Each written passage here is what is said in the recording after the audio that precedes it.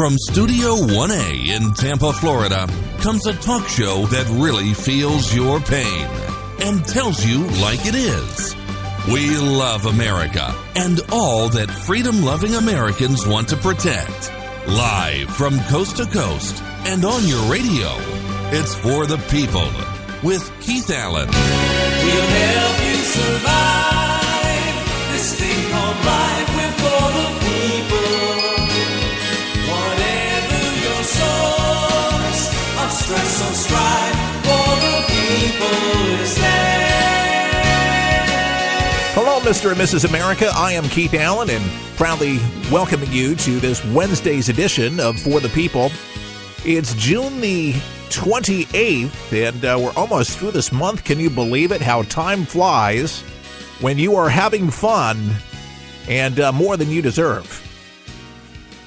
Yesterday it was healthcare. It wasn't too fun, but what I'm kind of surmising is what so many other people that have been talking about this, the talking heads, I'm actually one of them.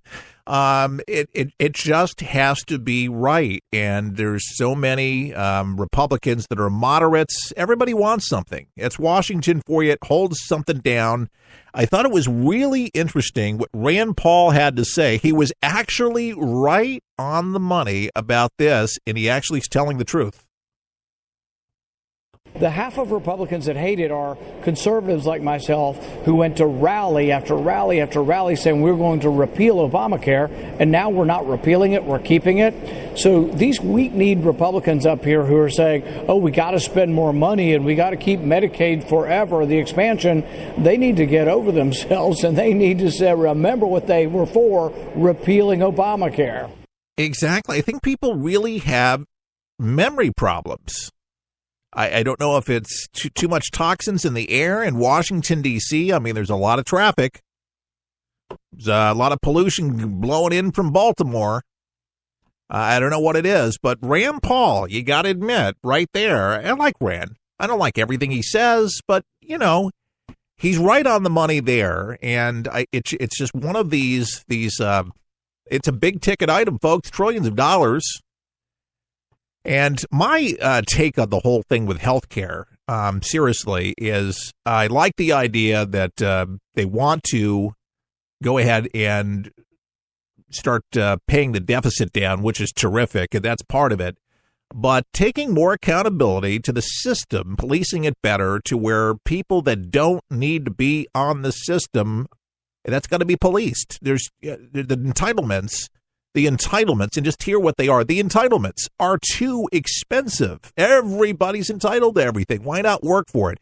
If people did work for it, those that are able, this would not be an issue. This would be moot completely. We wouldn't even have to worry about it. Problem is that us working, okay, are working for those that are freeloading. Have no problem supporting somebody that needs it, that worked and became disabled or something like that, but there needs to be more oversight when it comes to these programs. And that's the problem, folks. With big government, there's a lot of waste. And these numbers are beyond my paycheck, way beyond. I mean, to try to be able to figure out what these numbers are and connecting the dots and all that, you need some pretty intelligent people, and to be able to go through this bill to make sure that it not only insures people, but we can obviously afford to do that so it doesn't go bust. And how it all links up with states and with the insurance companies, I mean, this is a mess. But we pay, yes, we do, our senators to look into these things responsibly, intelligently, to have these debates. I'm really hoping that they can get together. I know. I hear this all the time with my own party. You've had 8 years to be able to come up with something. 8 years, as much as you hated Obamacare, 8 years to have something different. But now it goes up and it's struck down. So rather than having an embarrassing moment like last time, but not quite having the numbers to fall short, because it exactly looked like you get 6 defectors, more or less, from the GOP that are moderates, largely speak, that said, well, we're not going to support it at this form. Good move, Mr. President, bringing the senators, after all of this, to the White House. Thought that was great. getting a little bit more involved with this. He's been letting them work it out.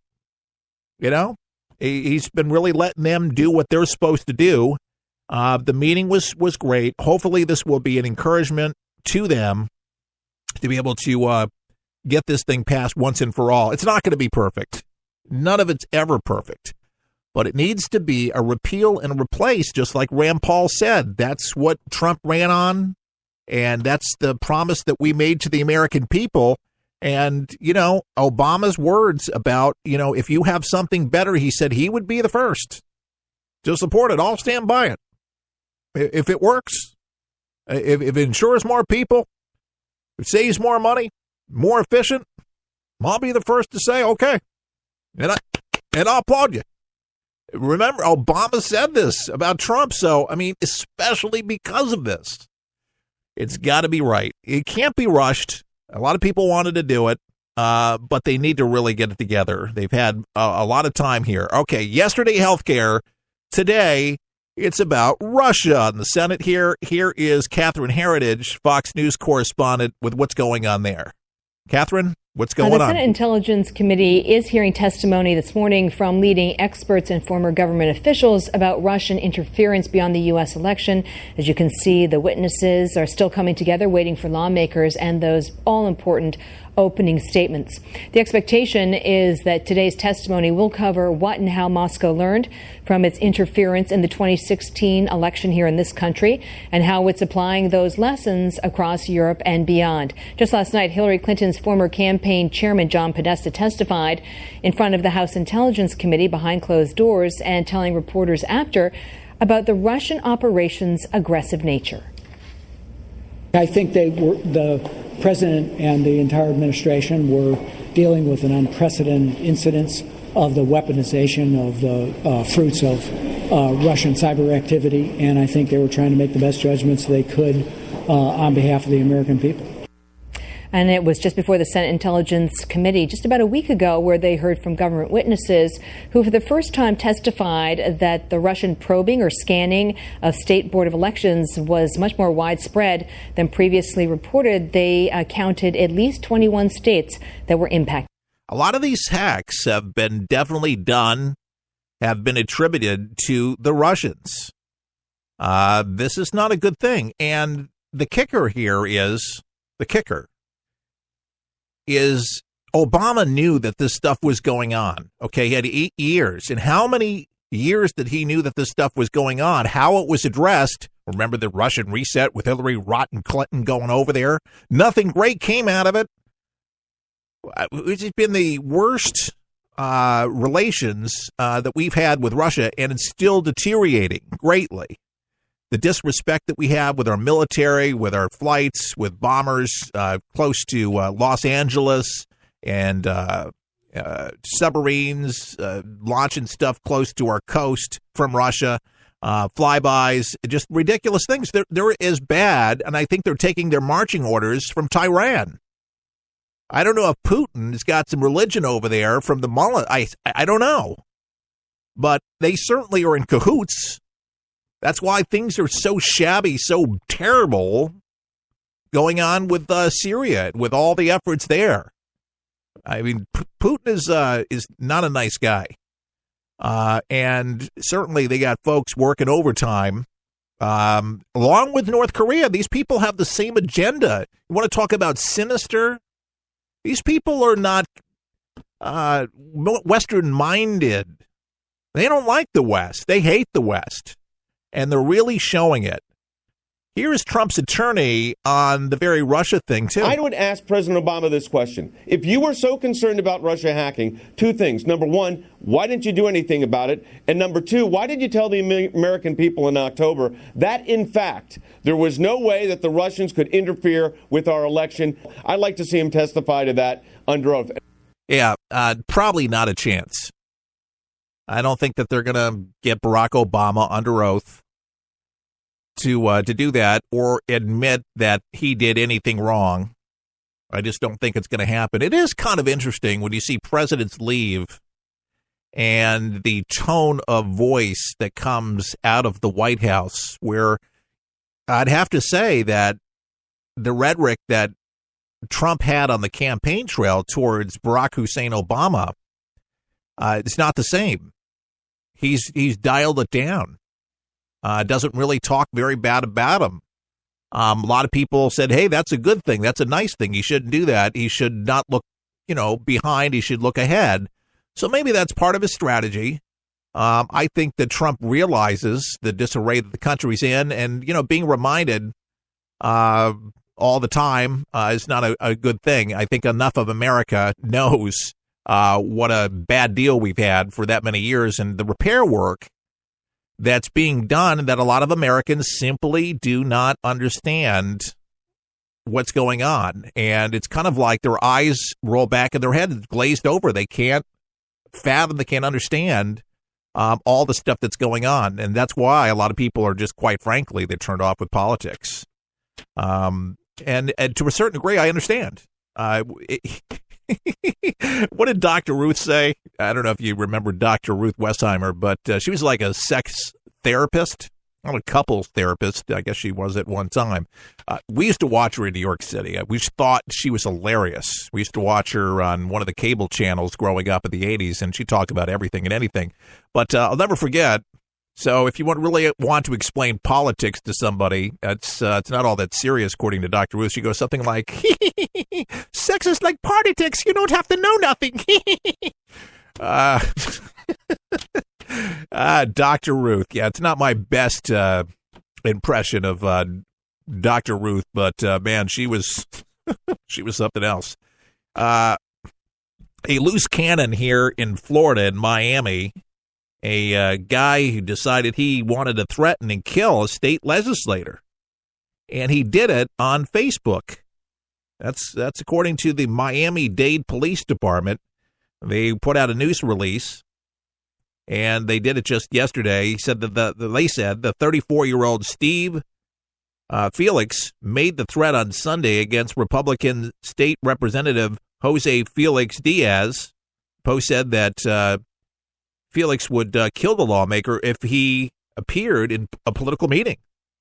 And the police said that Felix admitted making the threatening post after his arrest, and that he's fed up with the Republican Party. Investigators also said that Felix said that he meant no actual harm, and he failed to take an unspecified medication at the time. Maybe that is the problem with a lot of folks out there in our country. I'm just thinking, maybe they're off their medication. This guy was off his meds. Now, there's people that need it, and it helps them, and that's great. I'm not making fun of you, but I'm saying maybe there's people that really do need to be medicated.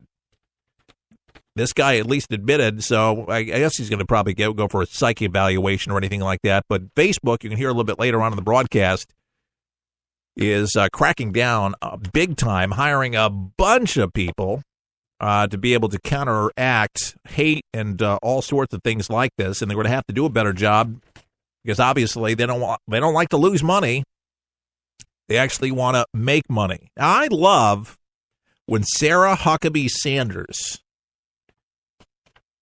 she's the daughter of Mike Huckabee, former Arkansas governor, and Huckabee, obviously, he was one of the GOP contenders running for president. I like him. I missed the Huckabee show with the band on Fox News Channel, which was I thought terrific. Yeah, he's a salt of the earth kind of guy. Nice guy. Had some great ideas, and still is a great contributor. But his daughter, I think, makes a great press secretary, and she really ripped into CNN yesterday, and rightly so. You got to listen to the exchange. This has kind of gone viral over the internet, and she handles herself.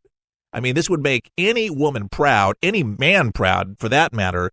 But listen how the exchange went. This is what happened yesterday. Sorry? Actually expect us not to report on stories of a foreign country trying to influence the presidential election. I don't think it's expected that you're not to report on, again, actual news if there's something there. But again, I think that there are a lot of things happening in this world that, frankly, a lot of people would like to hear about, whether it's job growth, whether it's deregulation.